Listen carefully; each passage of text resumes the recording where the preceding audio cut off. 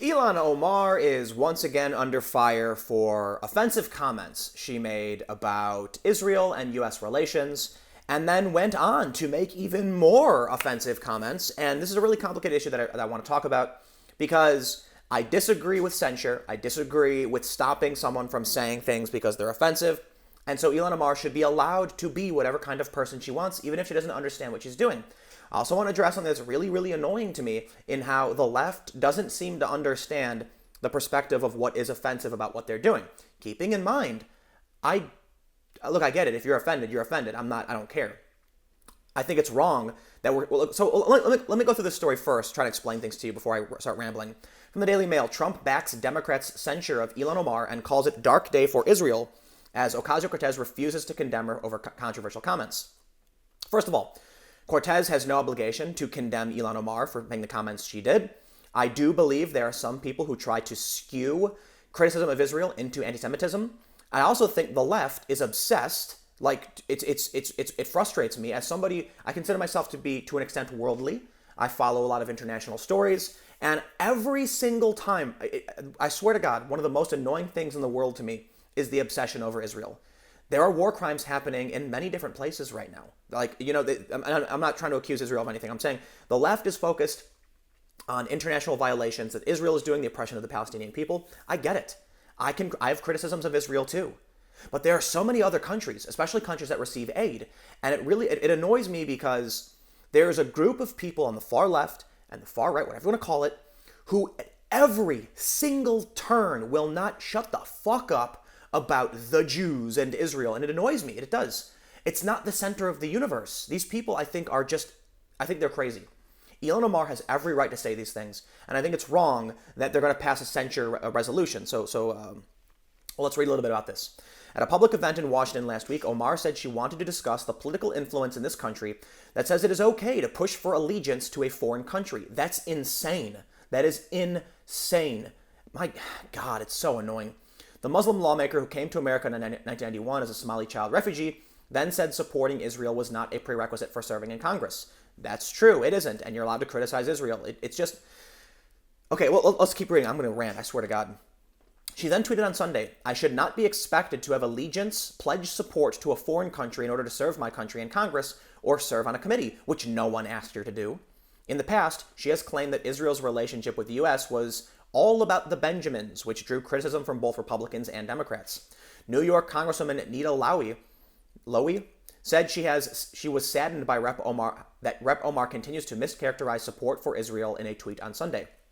President Trump tweeted, Representative Ilhan Omar is again under fire for her terrible comments concerning Israel. Jewish groups have just sent a petition to Speaker Pelosi asking her to remove Omar from Foreign Relations Committee, a dark day for Israel. So they talk about Israel being an ally. Ocasio-Cortez has rushed to Omar's defense several times over the past few weeks after criticizing President Trump, who called for her resignation even after she issued an apology for her earlier Benjamin's comments. Ilhan Omar also deleted a lot of these comments, the ones that were really offensive.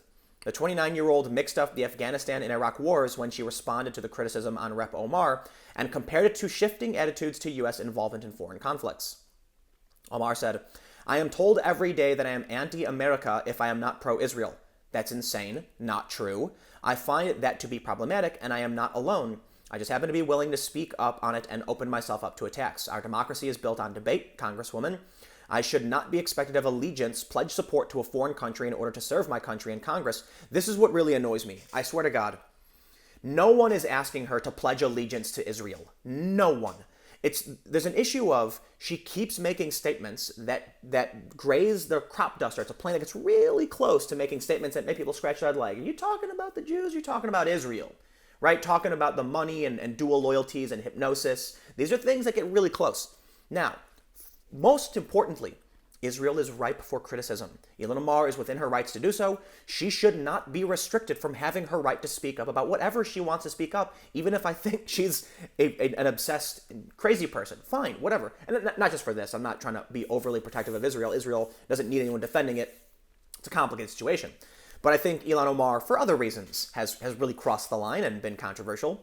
So I'll say this. I'm not entirely sure what their plan is with the resolution. We'll read this real quick. House Foreign Affairs Committee Chairman Elliot Engel, a Jewish New Yorker, said on Friday that Omar should apologize for a vile anti-Semitic slur. I do think actually, hold on.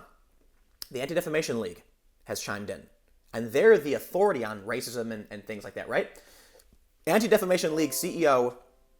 I'll get out of here. Anti-Defamation League CEO Jonathan Greenblatt wrote to Pelosi that she should give the entire Congress an opportunity through a House resolution to voice its rejection of her latest slur and make clear that no matter what may divide the 435 members of the House of Representatives, they are united in condemning anti-Semitism. That's the Anti-Defamation League.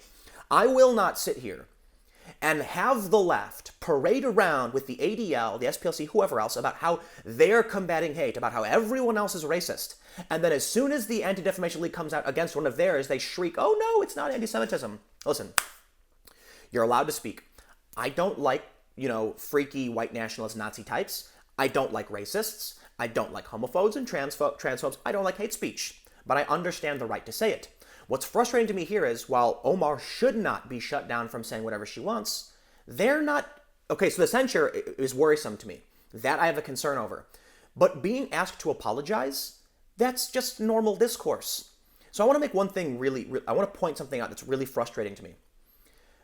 There was a journalist who tweeted about this, that Ilhan Omar is right to say this and right to criticize Israel. And my response was, what about all the other countries that we're giving billions of dollars to? Okay, Ethiopia, Kenya, South Sudan. We give $500,000 to Ukraine, to South Africa. We're giving $1 billion to these Central African nations. Yet we don't ever have anyone, we don't have like a lobby pushing back on the lobbying for those countries. Now, I get it. Glenn Greenwald pointed out in response that Israel is the only country that's protected in terms of certain kind of speech and things like that. And there is a harsh overreaction to a certain extent, I would agree with. Listen. You don't get to decide what is or isn't offensive and who gets to be banned and then be out and then, oh no, when the Democrats and Republicans come out against you.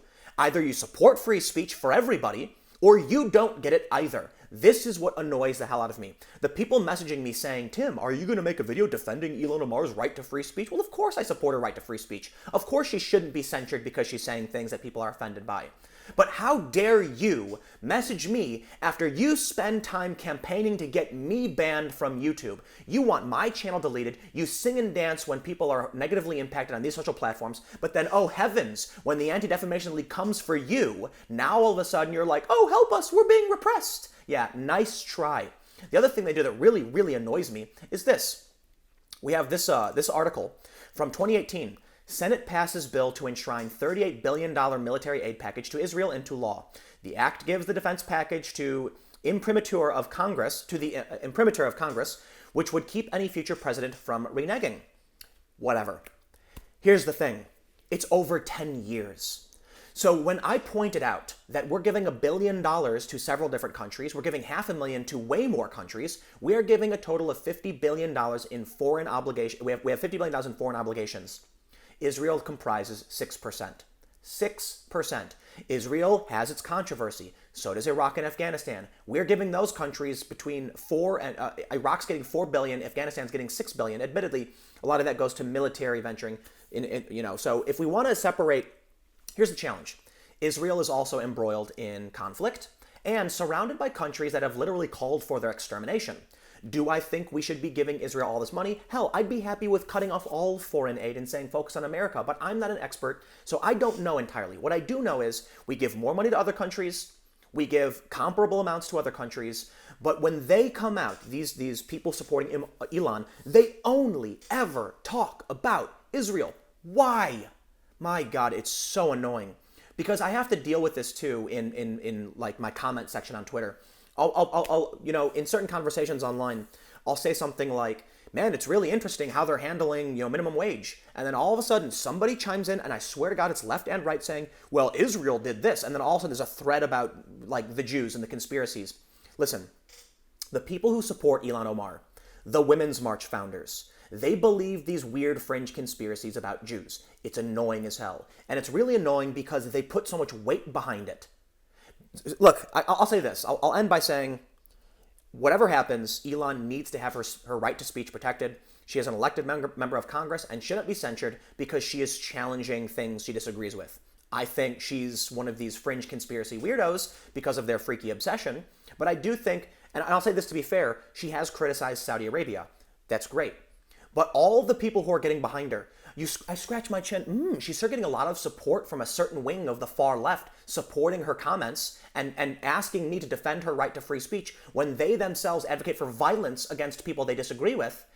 It is so insanely disrespectful and ludicrous for you to come to me and say, defend our free speech. We won't defend yours. In fact, we'll campaign against you up until the Anti-Defamation League and others condemn us. Then we demand your support. You know what? Never gonna happen. I'll support her free speech, but you guys can go fuck yourselves. I'll see you guys tomorrow on the main channel at, I'll see you tomorrow on this channel at 10 a.m. I apologize for swearing, I do. I just get angry from the complete and total hypocrisy here.